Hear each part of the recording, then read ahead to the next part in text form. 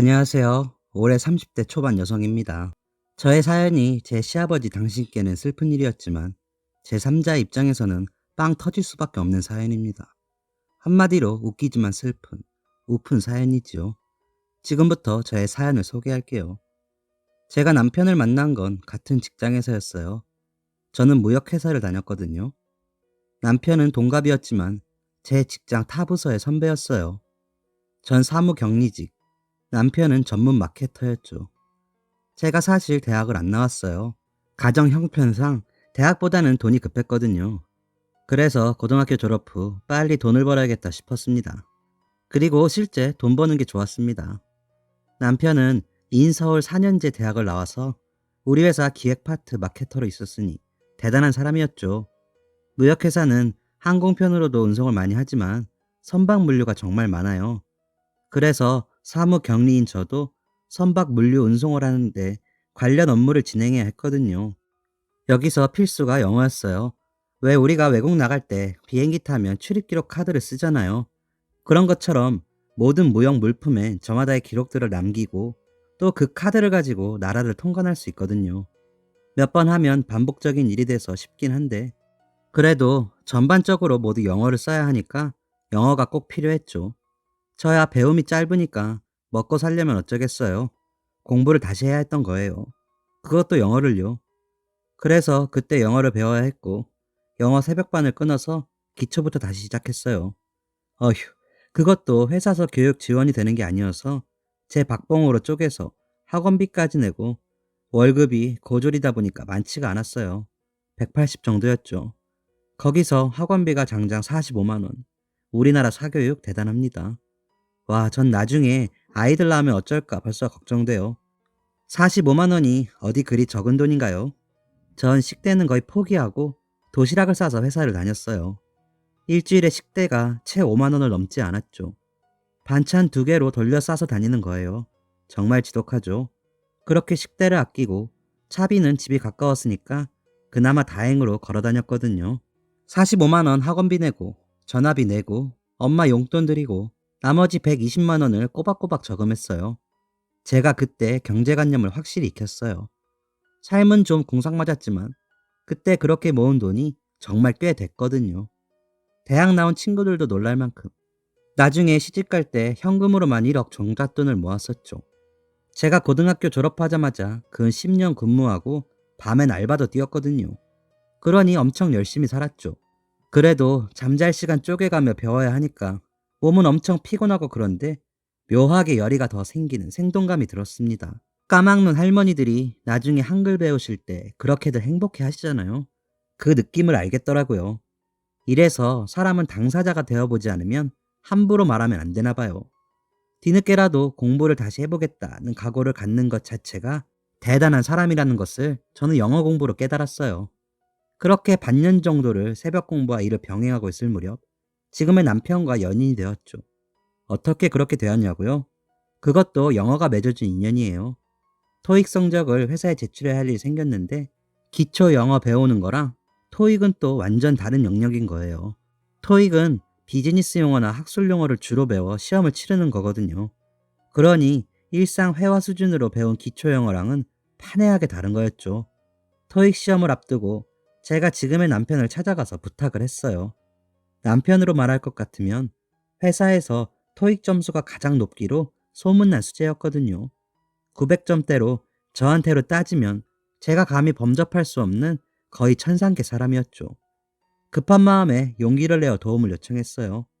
그때 회사 커트라인이 600점대를 넘어야 했는데 턱걸이라도 좋으니 그 점수만은 제발 좀 넘게 도와줄 수 없냐고 쪽집게 가해를 부탁한 거죠. 훗날 저랑 남편의 결혼 소식에 묻 사람들은 그때부터 벌써 계획이 다 있었군 하면서 절 또 고깝게 보지만 뭐라면 어때요? 저의 용기가 쟁취를 했다면 쟁취한 거죠. 저의 남편은 그때 제 모습이 너무 천진했대요. 영어를 잘한다고 자신이 소문난 건 알고 있었지만 이렇게 와서 대놓고 가르쳐 달라고 하는 사람이 처음이었다면서요. 그게 겨울날 문 열고 나갔을 때 몰아닥친 세찬 바람처럼 어쩔 도리도 없이 받아들인 바람 같은 거였다라나요, 뭐라나요. 그렇게 저는 남편에게 쪽집게 과외를 주 3회씩 받았고, 우린 자연스럽게 연인으로 발전했죠. 남편 실력이 정말로 워낙 좋았어서 저는 회사 커트라인 점수인 600점을 월등히 넘어 770점의 숫자로 인사 경영팀을 와락 놀라게 했답니다. 저보고 대리 시험 친 게 아니냐는 소리까지 했습니다. 사내 연애를 시작하고 한동안 비밀에 붙였어요. 회사란 워낙 말들이 많은 동네라 우리 사랑에 별 도움이 안 될 것 같았죠. 결혼하자 약속하고 청첩장 찍고 결혼식 앞둔 몇 주 전 밝혔으니까요. 저는 이제 얼마만큼은 영어가 가능하게 되고 하면서 결혼 후엔 한 몇 년간은 애 갖지 말고 영어권 나라로 여행 다니자 했어요. 가서 영어권 문화도 실컷 맛보고 우리만의 소중한 기억과 추억을 새기는 시간을 만들어 가자고요. 정말 그 남자와의 장밋빛 인생이 펼쳐지겠다. 그 생각에 세상이 달리 보인다는 말도 알게 되었죠. 누군가를 좋아하는 마음이 크면 그 사람의 가정과 부모까지도 좋게 보이잖아요. 상견례 기다린 신부는 아마 저밖에 없었을걸요. 그 남자의 모든 걸 알고 싶고 만나고 싶은 거예요. 1순위가 부모님이었어요. 부모님을 뵙기 전에 남편한테 들은 시아버지에 대한 이야기가 저를 감동시켰거든요. 사실 남편은 지금으로 치면 한부모 가정에서 컸어요. 어머님이 남편을 낳자마자 돌아가셨거든요. 이 생각만 하면 저희 남편이 너무 가엾어지는데 생떼 같은 자식을 또 낳고 눈을 감으셔야 했던 어머님은 또 얼마나 한이 맺히셨을까요? 원래 몸이 좀 약하셔서 임신과 출산이 어려운 상황이었는데도 불구하고 아버님 닮은 아기를 꼭 갖고 싶다고 어머니의 소망이셨대요. 산부인과에서 아기 낳다가 죽을 수도 있다고 했는데도 꿋꿋하게 몸 관리하시면서 남편을 무사히 낳으시고 본인 목숨 다 바쳐 아들을 세상에 내놓고 가신 거죠. 그렇게 어머님이 떠나시고 아버님 혼자 남편을 키우셨어요. 아버지 혼자 아들을 키우는 게 만만치 않은 일이잖아요. 그런데 저희 시아버지 대단하신 게 아들 어렸을 때 주변에서 하루라도 젊을 때 제 치자리 찾아서 새장가 가란 소리에 일절 반응도 않으셨었대요. 훗날 그 이유를 들었는데 아들이 사춘기도 겪을 테고 그럴 텐데 정서 불안정해지는 것보다는 엄마가 없어도 아빠가 2배로 하면서 둘이 오순도순 사는 게 나을 것 같아 자신을 다스렸대요. 참 대단하지 않으세요? 사람이 혼자 산다는 게 어디 말처럼 쉽나요? 자식 보며 산다지만 그건 개인의 인생에선 힘든 일은 맞잖아요. 그분도 남자인데. 돈 버느라 고생하시면서 오로지 아들밖에 모르셨대요. 그렇게 고생하셔서 사업 일구시고 지금은 남부럽지 않은 사업체의 사장님이세요. 그렇게 아들에게 아쉬움 없이 부족함 없이 인 서울대학까지 뒷바라지 다 하시고 말이죠. 그렇게 홀로 역할 다 하시다가 2년 전에 새로운 분을 만나 재혼을 하셨습니다. 그게 바로 지금의 제 예비 시어머니 되십니다. 아들이 결혼해서 분가할 때 되니까 혼자 살기 적적할 것 같다고 이제껏 돈 버느라 고생했으니 남은 인생 즐기며 적적하지 않게 살아야 하지 않겠냐며 지인분께서 중년의 여성분을 아버님께 소개하셨죠. 오랜 동안 홀로 지내셨던 예비 시아버지는 예비 시어머니를 만나자마자 사랑에 빠지셨고 만난 지 6개월 만에 재혼을 하셨대요. 새로 재혼하신 시어머니는 요즘 말로 스펙이 장난이 아니신 분이었어요. 해외에서 오랜 동안 유학을 하고 그것도 서양 미술사를 전공하셨답니다. 하와이에서 살다가 한국으로 들어온 지 얼마 안 된 제 인생 통틀어 역대급 스펙을 가진 분이었어요. 성함도 무려 그레이스 킴이었어요. 전 예비 시어머니를 만난 첫날을 아직도 잊지 못합니다. 예비 시아버지의 초대를 받아 남자친구의 집에 처음 놀러간 날이었어요. 살면서 처음 한남동을 와봤는데 왜 부자들이 사는 동네인지 알겠더라고요. 앞으로는 한강, 뒤로는 남산, 거기에 삐까뻔쩍한 자동차들. 서울에도 이렇게 경치 좋은 곳이 있었나 싶었어요. 한강이 내려다 보이는 집은 난생 처음이었거든요. 약간 주눅이 든 상태로 식구들을 배웠습니다. 예비 시어머니가 절 보시자마자 제가 인사할 시간도 없이 물어오셨습니다. 그쪽이 우리 철수 짝이에요? 아, 네, 안녕하세요. 학교는 어디 나왔나요? 선일여상이요. 선일여상? 그런 대학도 있어요? 새로 생긴 곳인가? 아, 저 대학 안 나왔어요. 리얼리? 대학을 안 나왔다고요? 그럼 뭐야? 고졸이에요. 아니, 철수. 어떻게 이런 여자를 만날 수 있지? 철수? 너 어떻게 된 거 아니야? 절 이렇게 면전에서 개무시하셨습니다. 고졸이 뭐 어때서 그러죠? 저에 대해 잘 알지도 못하면서 그분은 제가 어디 나왔는지에만 꽂혀서 첫 만남에서부터 대놓고 무안을 주시더라고요. 어떻게 여자가 이렇게 배움이 없다니. 영어를 섞어 혀를 잔뜩 굴려가시며 어찌나 저를 무시하시던지. 그때 시아버지도 무안하신지 헛기침을 하시며 그만해요. 사람 면전에 대고 그런 얘기가 어딨어? 희나야 미안하다. 이 사람이 외국에 오래 있어서 말하는 게 거침이 없어. 내가 미안하다. 라며 저를 위로해 주셨습니다. 남편과 저는 그저 난감할 뿐이었습니다. 근데 예비 시어머니는 꼭 제게만 그렇게 영어를 샬라샬라 쓰시는 거예요. 은근 저를 무시하고 꼽을 주려고 하시는 느낌을 강하게 받았습니다. 예비 시어머니는 나름 고상한 분이셨어요. 그 연세에도 네일 아트샵을 다니시며 항상 손톱 발톱엔 화려한 매니큐어를 바르시고 집에서도 드레스를 입고 계셨으며 강아지랑 산책하는 것을 좋아하시고 아침은 항상 클래식 음악에 커피와 빵 한 조각이고 평생 다이어트를 하시며 쇼핑하는 거 좋아하고 미술관 가시는 게 취미인 분이셨습니다. 드라마에서나 봤을 법한 캐릭터였어요. 영어도 엄청 유창했습니다. 뭐 원어민이라고 느껴질 정도는 아니었지만 잘하셨어요. 미국 영화나 드라마는 자막 없이 보시고 할 정도였으니까요. 그 부분은 참 부러웠습니다.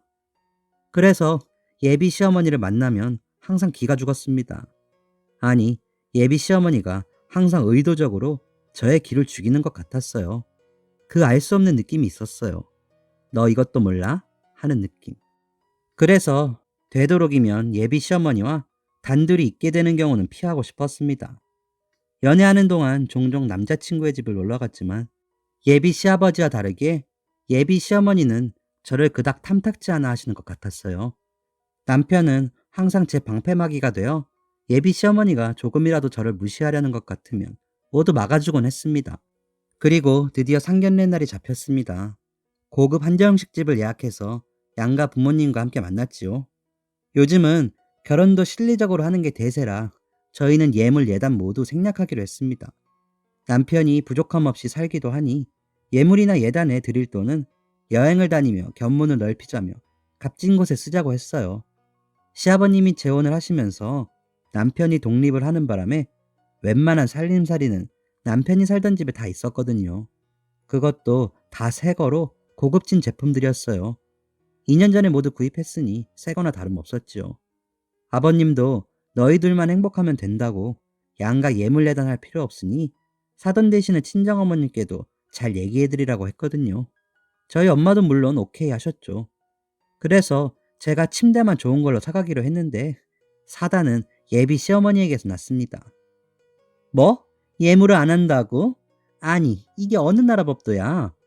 아니 세상에, 철수가 어디가 빠져서 땡전 한 판 안 해오는 여자랑 결혼을 한다는 거지? 하시며 펄펄 뛰셨습니다. 여보, 애들만 행복하면 됐지. 예물 예단이 뭐가 중요해요. 안 그래요? 아버님은 정말 우리의 편이었습니다. 그 부드러운 어조하며 품이 그 자체였죠. 그런 반면 예비 시어머니는 이런 아버님께 이렇게 말했습니다. 아, 내가 당신 때문에 머리가 지끈지끈 돌겠어요. 여보, 자고로 결혼이란 일륜지 대사라 하잖아요. 한 집안에 세 사람이 오는 건데 우리 가문이 어떤 가문인지 상대 집안에서 해온 것들로 대변되는 것 아니겠어요? 그게 아주 합리적인 결혼이라고 생각하는데 어떠니, 희나? 네, 어머니, 그죠. 그럼 어머님은 뭐 받고 싶으세요? 나는 우리 남편의 손목이 너무 허전한 것 같아 적당히 롤렉스 정도는 채워져 있으면 좋겠다라는 생각을 해보곤 해요. 네? 어머니, 그게 얼마짜린데요? 지금 희나한테 그걸 해오라는 거예요. 사정 잘 아시면서. 어머니, 롤렉스 시계가 갖고 싶으신 거세요? 예. 누가 들으면 내가 꼭 그걸 갖고 싶어서 너보고 사달라는 것 같잖니. 우리 가문을 대표하는 합리적인 예단 잊지 마렴. 네. 어머니, 그건 1,000만 원, 2천만 원 하는 시계예요. 우리가 그리고 무슨 가문이 있어요? 그냥 소박히 사는 평민들인데. 너 고졸이랑 어울리더니 너까지 싸구려가 된 거니? 우리가 왜 가문이 없어? 아무나 이런 한강에 훤히 보이는 뷰에서 사는 줄 아니? 이게 바로 가문이야. 내가 새엄마가 됐고 내 스펙 정도면 있는 집 아니겠어? 응? 난 그렇게 생각하는데. 안 그래? 아, 네네. 그럼요, 어머니. 아, 그리고 롤렉스 시계는 두 개 다 커플로. 예? 아, 네. 어휴, 롤렉스 시계 두 개라니. 3천만 원 예단을 해오란 거잖아요. 전 뒷골이 당겨왔어요. 신랑은 옆에서 펄펄 뛰었죠. 저희 집 사정을 뻔히 아는 신랑이니까요. 너 하지 마. 어머니, 이 사람 그건 못해요. 아버지가 괜찮다 하시는데 왜 어머니가 그러세요? 남편은 자기 식구니까 이렇게 말할 수 있지만 전 아무런 내색을 할 수 없었죠. 시댁은 시댁인가 봐요. 그런 분위기 속에 일단락이 됐습니다. 그러던 어느 날 예비 시어머니와 내키진 않지만 쇼핑을 같이 가게 되었어요. 해가려던 침대 때문이었죠. 침대도 같이 보고 침구도 골라주시겠다며 굳이 저를 불러내어서 백화점을 가자시는 겁니다. 또 무슨 이야기를 하실지 불안했지만 어쩌겠어요. 나갔지요. 함께 백화점에 가서 이것저것 둘러보았습니다. 어차피 제가 잠을 잘 침대니까 좋은 것을 하자라고 마음을 먹고 가긴 했지만 예비 시어머니가 고르는 침대는 비싸도 너무 비싸더군요. 하물며 침구들의 가격은 제 수준에서 마련할 수 있는 가격이 아니었습니다. 예, 이 정도는 해야 우리 철수가 편하게 잠을 잘 수 있지 않겠니? 아, 예, 어머니. 근데 가격이 너무 비싸네요. 침대가 무슨 차 한 대 값이에요. 예, 허리가 편해야 해. 남자는 허리가 생명이다. 이 정도 침대에는 누워줘야 남자가 밤일도... 네? 어머니? 아니다. 고상한 것, 유식한 것 같으셨지만 가끔 이상한 말을 하셨어요. 가끔씩 저를 깔보려고 유식한 행세를 하실 때마다 뭔가 자꾸 거슬리게 조금씩 틀리시던 것들이 있었거든요. 키친타월을 치킨타월이라 한다든지, 그리고 가끔은 사투리도 튀어나오는 것 같았고요. 이런 것들이 의아해서 남편에게 시어머니 뒷조사를 한번 해보자고 말하고 싶었습니다. 그렇게 그날 어머니와 쇼핑을 마치고 마음 한켠 찜찜한 기분을 안고 집으로 돌아왔어요. 샤워를 하고 예비 시어머니와 쇼핑하느라 진이 다 빠진 몸을 침대에 풀썩 누였는데 전화가 울리는 겁니다. 예비 시어머니였어요. 네, 어머니 잘 들어가셨어요? 잘 들어왔으니까 전화를 했겠지? 아, 네, 어쩐 일로? 롤렉스 시계는 준비는 잘 돼가니? 아, 그거 철수 씨가 하지 말라고 안 해도 된다고 해서요. 뭐? 너 그래서 지금 준비를 않고 있다는 거니? 네, 네. 아니, 너한테 차를 해오라는 것도 아니고 다이아몬드를 해오라는 것도 아니고 그까진 롤렉스 하나 해오라는 건데 아무리 배움이 짧다지만 너 문화를 너무 모르는 거 아니니? 아, 어머니, 제가 그럼 철수 씨랑... 아니, 거기서 너는 왜 말끝마다 철수 이야기를 꺼내? 걔는 배우 나이니까 널 배려하는 거지. 네가 센스 있게 행동해야 하지 않겠어? 오케이? 아, 네.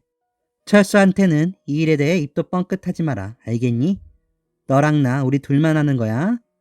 아, 네네. 아, 정말 저를 그 예물시계로 얼마나 옥죄던지. 시어머니는 말하지 말랬지만 저는 남편에게 이야기해야 했죠. 아이씨, 짜증나네. 그 아줌마 진짜 어떻게 된 거 아니야? 아버지 체면 봐서 어머니 어머니 해드리니까 진짜 자기가 내 어머니인 줄 아나. 너 절대 사지 마. 내가 알아서 할 테니까.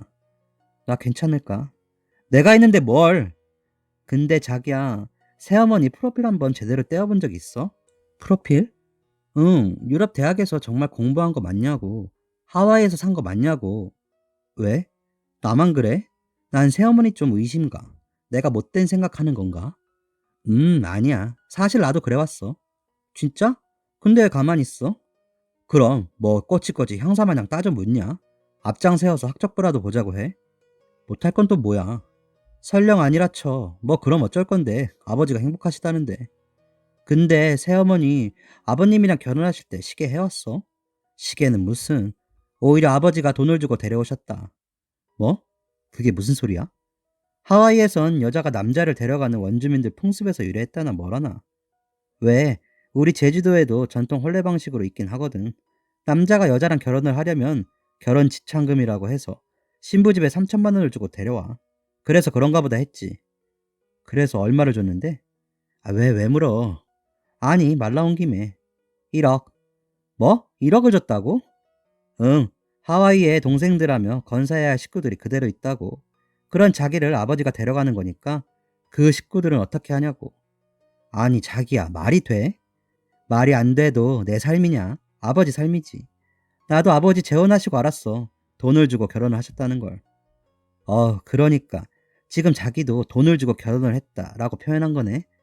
야, 됐고 롤렉스는 집어치우고 우리 신혼여행 가서 뭐 할까? 그렇게 남편은 아버지 인생은 아버지 인생이라며 예비 시어머니를 의심하는 제게 뒷조사를 한번 해보자는 말을 꺼낼 기회도 주지 않았습니다.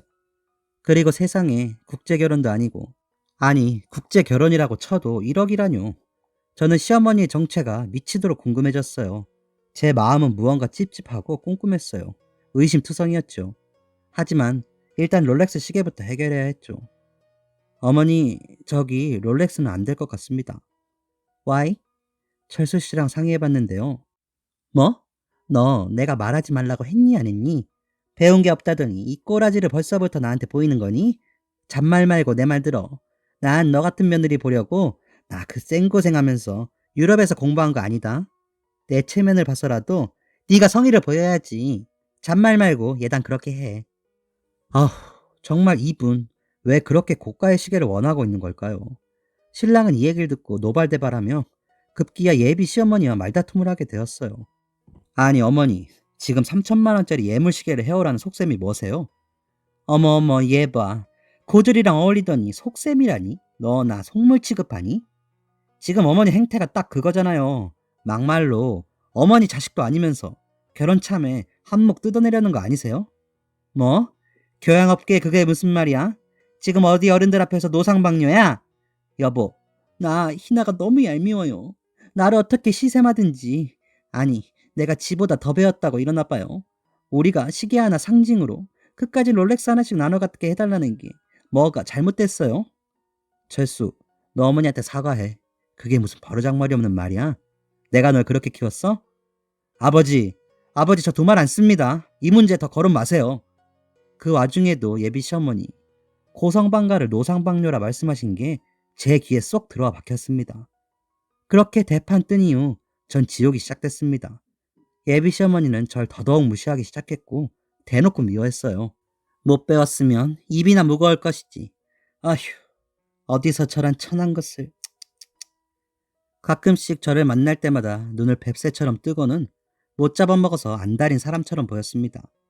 시아버지께 결혼 무조건 안 된다며 자기는 철수의 행복을 위해서, 그리고 이런 집안에는 급이 맞는 며느리가 들어와야 한다고 생각한다며 이간질을 하기도 했답니다. 뭐 아버지는 눈 하나 깜짝하지 않으셨지만 말이에요. 너무 속상해서 이 모든 일을 친정엄마한테 얘기했더니 친정엄마가 노발대발 하시며 혼수 제대로 해가자고, 딸 인생에 한 번 있는 일 내가 어떻게든 대출을 받아서라도 네 혼수 제대로 해서 보내야겠다고, 예물이랑 예단 제대로 해서 무시받을 일 만들지 말라며 사돈 어른들 다시 뵙고 이야기 나누자고 하셨습니다. 그렇게 어이없게 두 번째 상견례 날이 됐습니다. 우리 집에선 혼수 이야기 다시 하고 결혼식 정리 다시 해서 계산 제대로 하자고 맞불을 놓을 작정이었죠. 처음 상견례를 했을 때 고급 레스토랑에서 만나기도 했고, 이번에는 간단히 이야기만 나눌 요량으로 호텔 커피숍에서 가족들이 만났습니다. 자리에 앉자마자 두 어머니들이 폭발했습니다. 사부인? 아이가 똑똑했으면 말귀를 금방금방 알아먹을 텐데, 사부인도 애가 머리가 영 안 좋아서 고생 많이 하시면서 키우셨을 것 같네요. 아니요, 저희 아이는 속 한번 썩이지 않고 잘 컸어요.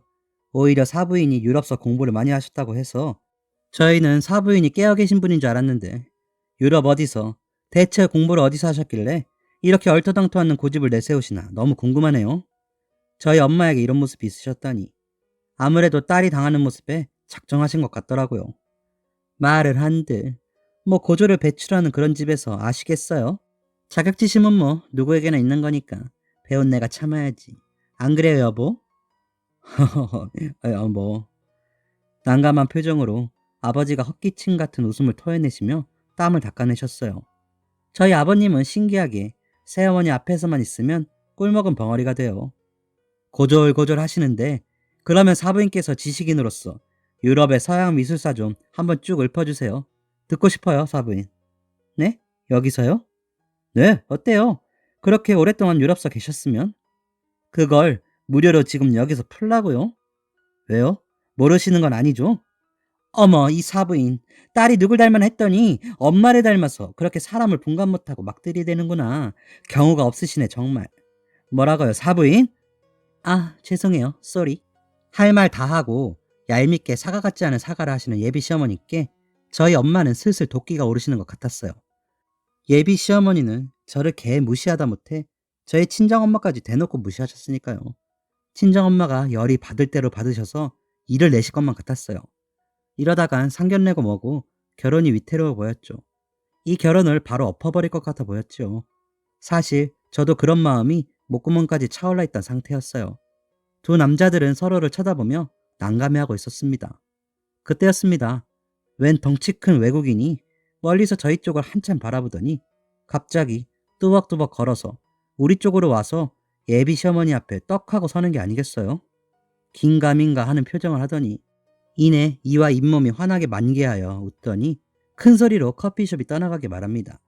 에이 춘자, 아우 춘자 맞네. 반갑다. 오랜만이야. 어떻게 지냈어? 아직도 이태원에 살고 있어? 누구세요?